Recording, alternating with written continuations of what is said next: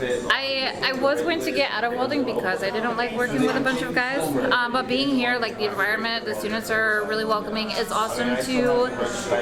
them build their skills, and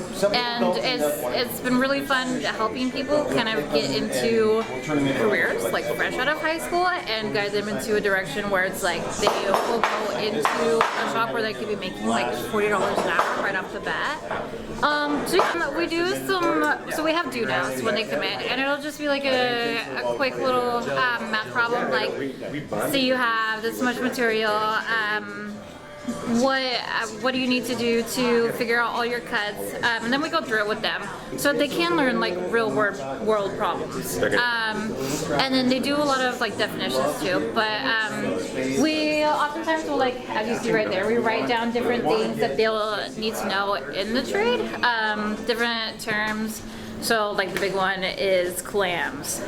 which sounds weird, but then that tells them everything about like if they need to troubleshoot what's going on with their welds, like something's not going right, look at all these different areas.